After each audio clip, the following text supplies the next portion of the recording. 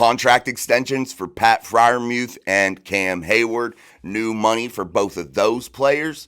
Also, former NFL lineman for the Denver Broncos, Mark Schlere, has some harsh criticism for Russell Wilson, the Pittsburgh Steelers' current quarterback one. Welcome back to Mic Drop Sports, everybody. I'm Jason. Let's dive in here on a Monday. It's game week. Let's get pumped. It will be exciting here on the channel all week long as we continue to pump out content, live shows, daily uploads. So make sure you turn your notification bell on and stay tuned. Let's talk about the Pittsburgh Steelers possibly getting some contract stuff done with Pat Freiermuth and Cam Hayward. Possible, extensions, I guess, new contracts, new money for both of those players to keep them in Pittsburgh for the foreseeable future. Is this the right way to go? Pat Freiermuth, when healthy, can be a productive player, can be a quality tight end inside of the NFL if given the opportunity. And I think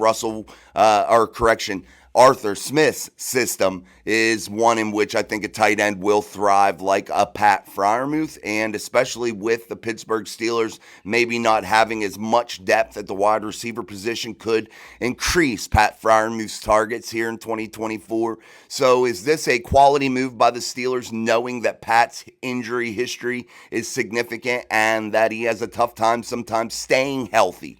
And that could be a problem, and it could rear its ugly head here at any time. I know that could be the case for any player, but it seems to happen more often than not for Pat Freiermuth, and it has to be a concern for your Pittsburgh Steelers. And maybe that will get the Steelers a little bit of a discount, knowing that injury history. And Pat understanding that he has to be able to prove that he is a player that can stay healthy throughout an entire season and really provide those quality reps a team needs from the tight end position here in the 2024 era. Then you look at at Cam Hayward, an aging superstar, a guy that has been with this team his whole career, a guy that we've watched grow up from a very young man out of Ohio State, now in contract talks for some new money with the Pittsburgh Steelers. And I really hope in this situation that Cam Hayward understands his true value and that he is a aging superstar. Like I said, a guy that, the best years are probably behind him, but is going to need a massive 2024 campaign in terms of leadership and things of that nature. And I think Cam has to step up here in 2024. Hopefully the Steelers understand what they have in Cam in terms of what they're offering him. And again, I hope Cam realizes too that he has to maybe sacrifice a couple of those dollars in order for the Steelers to continue to put a quality roster out on that football field and allow the Steelers team to reach a milestone that has never been reached while Cam Hayward has played for this football team. You have players like Cam, Minka, TJ, just to name a few, those three guys on that defense that have been with the Steelers for a while and have never won a Super Bowl, never sniffed a Lombardi trophy, never won a playoff game with the Pittsburgh Steelers. Cam has, I believe, but TJ, no, never won a playoff game with the Pittsburgh Steelers. Minka Fitzpatrick never has been involved in a playoff win for your Pittsburgh Steelers. So these guys, the clock is ticking. It's time that you step up and have the best year you've had in order to make this football team successful. And I really hope the Steelers don't overpay in this situation. I would like to see Cam stay, but it has to be at the right price. Otherwise, I would let him do whatever he needs to do. So that's just me. That's just what I'm thinking. I don't know about the Steelers. I know the Steelers value loyalty, value keeping guys for the long term, keeping that steady presence inside of the franchise, really putting that foot forward to do business with people they've done business with before.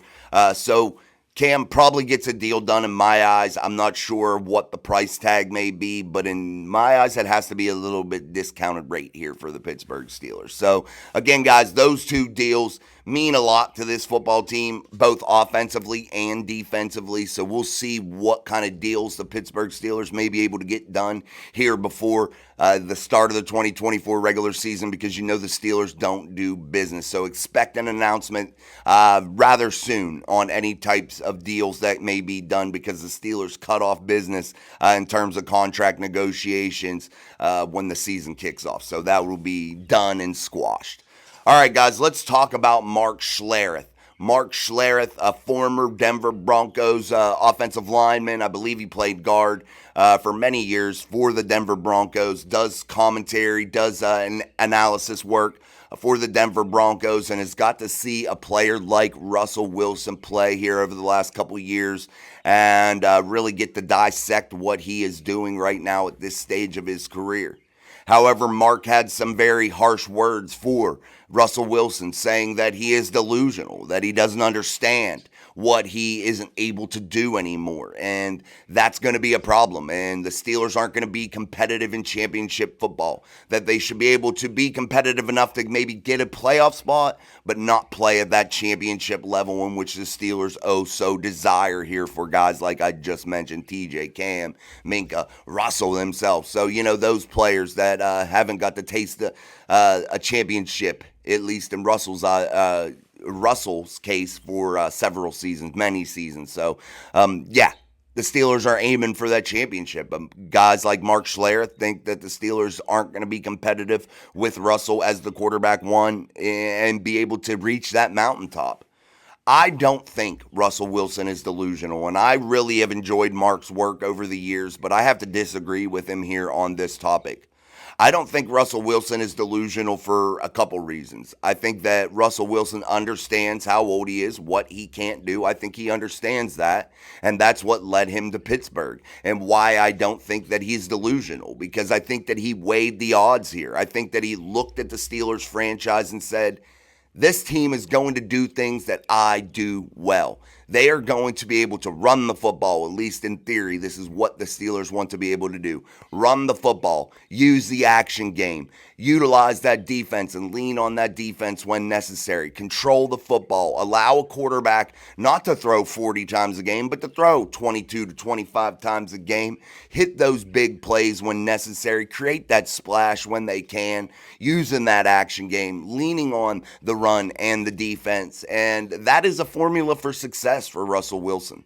And I think he realized that, which leads me to believe that he's not delusional and understands what deficiencies he has right now at his age inside of the NFL and where he could have went to get the best opportunity right now for him with teams that needed a quarterback to chase a Lombardi trophy, to get a chance to kiss that sticky Lombardi one more time for Russell Wilson. So that makes me think that he's not delusional, guys, and that he really thought about this process, really put a lot of thought into it, and really weighed every single aspect of the decision. And Russell Wilson, in my eyes, made the right one. He put himself in the position that best suits him, I think, out of any team that he could have went to, any team that would have been able to pick him up, because I think the Steelers are going to do the things that Russell does to succeed. So I think Mark Schlereth there needs to reel those comments back, maybe change them up a little bit, because I don't think Russell Wilson is delusional at all. I think it was an off-base comment.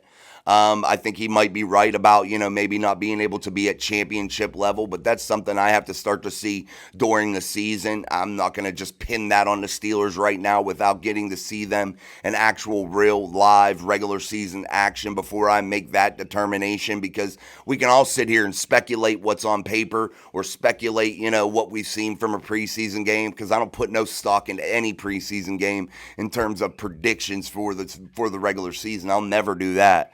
Because we've learned our lesson with one Kenny Pigott, Kenny Kitten Mittens. So, I don't think he's delusional. I think the Pittsburgh Steelers made the right choice with Russell Wilson. Speaking of Kenny Kitten Mittens, he got booed off the field, basically, making his return to the University of Pittsburgh for their home opener here to kick off the 2024 season for the Pitt Panthers. And I got to say this, guys. I don't think Kenny Pigott is a guy of intestinal fortitude. I don't think Kenny Pigott is the guy that can lead a franchise in the NFL. I think he is a coward with the way he ran the minute the Steelers decided to bring Russell Wilson in and not fight for his job.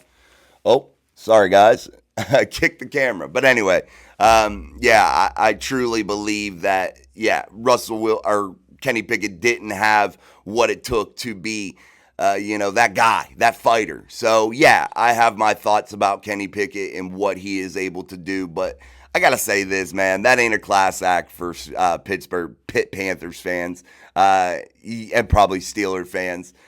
Don't do that kind of stuff, honestly, man. Just let the dude come. Don't boo him off the field.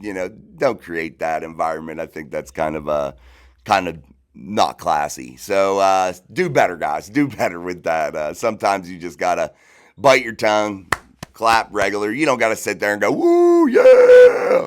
But the guy did do a lot for the University of Pittsburgh and his 1 year of really playing well there and starting. So, yeah, just give the guy a couple claps, let him go. You don't got to be all pumped up about it. But, yeah, it is what it is. So we continue to dive through here on a Monday. And again, I apologize for kicking the camera because the base is underneath my table and I was getting all fired up here talking Steelers football and I kicked the camera. So it is what it is. I'll try to edit it out. So just make sure that, well, you know what? Screw it. We'll see. I might be able to edit it out, but we'll see. I'm not really worried about it.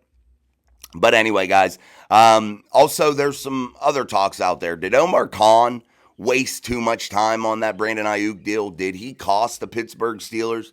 I've done some pieces here on Omar Khan as of late, and I got to say that the answer is no. I just think that Omar Khan isn't willing to make a move that is jeopardizing what the Steelers are building here in the city of Pittsburgh. And some people may not be able to see his vision. Some people may not understand that because they want the big, flashy, shiny new toy brought in right away and spend all the money you can, get in cap hell, do whatever you got to do in order to bring these players in. I think there's a right way and a wrong way to build a roster. And I know some of the cap numbers are fictional and they can do some things, but the Steelers don't spend a shit ton of cash. So if you're Omar Khan, you have to be conscious of what you're doing and what kind of moves you're making. And you have to be able to really build the foundation of your franchise through the draft. And I think so far, Omar Khan has done those things and understands what the Rooney family, what the franchise of the Pittsburgh Steelers is willing to spend and willing or not willing to spend, and he understands the assignment perfectly. And some people may think that he's a little bit off base with some of this stuff, so it is what it is. But I don't think Omar Khan put too much effort into it. I think he put an offer out there and let it ride. And if they didn't take it, they didn't take it. And I think he's just been working on other things in the meantime. And I think there are some plans in place. And I think that you will see some movement here this week from the Pittsburgh Steelers ahead of the regular season. And I would expect some news today or tomorrow, honestly, with either some contracts, new money for current players, or possible trades, bringing in some other players from outside of the organization. So in Omar, we trust. All right, guys, we will be back tonight at about 7:45 p.m. Eastern Standard Time for Steel City Live, only here on Mike Drive Sports, the best damn live show on the internet for talking Steelers football. Your voices are heard daily on that show, so make sure you come in and give us a like, share, subscribe, all that good shit as we continue to march toward all our subscriber goals. Let's hit 4,000 by the end of this week. We got to get there, guys. We got to get there. That's the goal here before the season starts. We lowered it just a little bit. We're over 3,500, so let's get to that 4,000, and with your help, we can do it. So share the hell out of the content and really try to help me promote the channel, and I would truly, truly appreciate it. So until next time, man, until tonight, I'm Jason. This is Mike Drop Sports. Peace.